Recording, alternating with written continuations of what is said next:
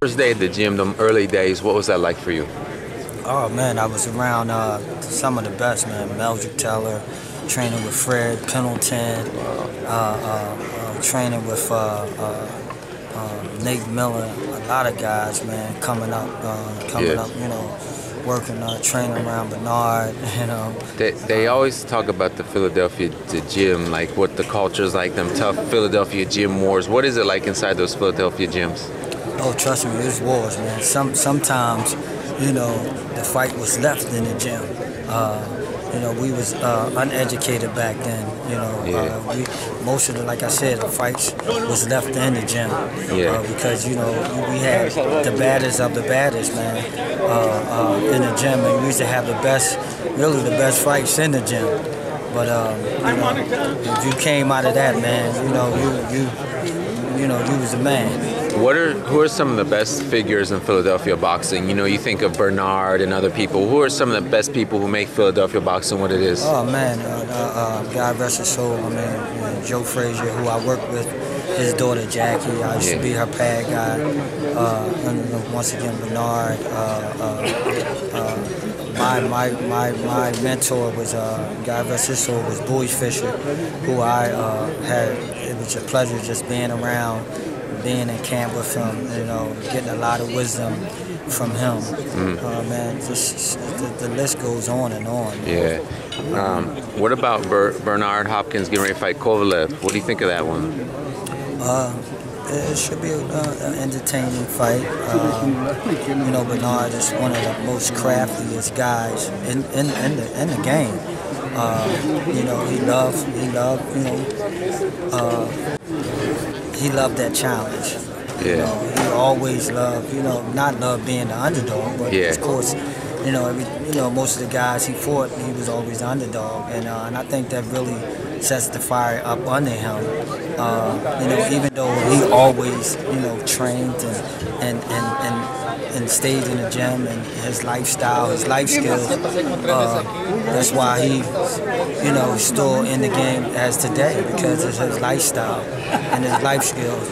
But like I said, it should be an interesting fight. You know, we got once again another young guy who's hungry. You know. And you actually know Kovalev's trainer, John David Jackson. You've worked with him in the past, and he, you know, knows Bernard and them. Does that add to the intrigue of the fight, you think? Oh, absolutely. Because he lost to Bernard in the '90s. You know, and he also was, you know, Bernard. He worked with us in camp. You know, he was working with Bernard as a, you know, assistant trainer for quite a few fights. So, you know, he kind of know Bernard, you know. What are the best things about knowing Bernard, whether it's in camp with him or just everyday life? What's the best things about knowing him? Oh, man, that he's you know, I really learned a lot being around him, man. He's an educational guy, man. He's definitely a teacher. He's always teaching, man. You're always learning something new every day when it comes to being around him. That's, you know, like I said, I had a pleasure, man, and an honor being with him for over 14 years, man. If that's staying with him in camp, just like I said, being with him, he's just a phenomenal person, a phenomenal human being, and a phenomenal person to be around, man. And Danny Garcia is another guy who's really kind of held the torch well for Philadelphia, a good, solid champion. How well do you know him? What's it been like for you to see him have this success? Oh, I've been knowing Danny since he was in the amateurs. I've been knowing Danny since he was a little young boy. He used to come and come to the gym down Champs and box. You know, he really progressed, man, you know, through the years, man. And he's learning a lot, you know, as he goes, as a champ, man. And he holding it down for Philadelphia as one of the champions, man. He really is, man. He's holding it down, man. He's getting better and better, and every time you see him step in that ring. What about another guy from Philadelphia? I was going to mention Brian Jennings, Hank Lenny. Brian Jennings.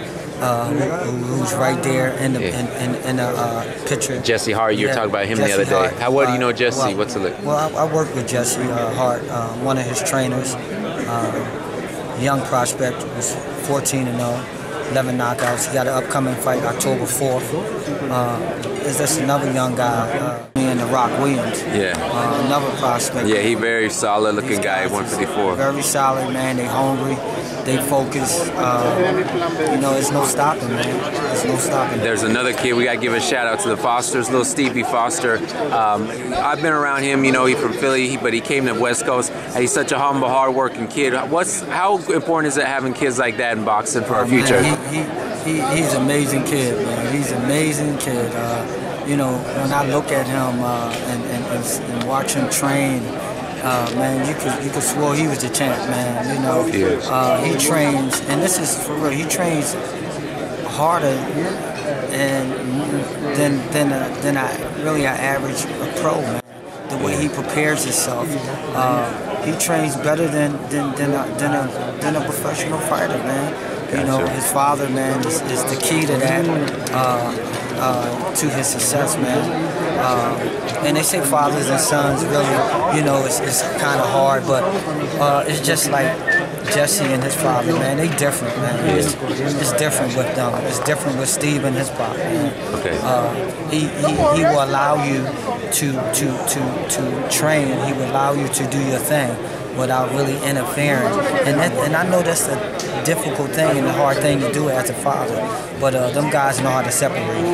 And last thing, what does the sport of boxing, how has it changed your life, and how can the sport of boxing survive in the future? What do we need to stay strong as a brotherhood and community? Oh man, once again, to keep the unity and to stay alive, it's just stick together. We have to stick together, man. Just like the UFC stick together, just like any other sport stick together. We have to stick together, man. And we will stay strong in this game and to the end.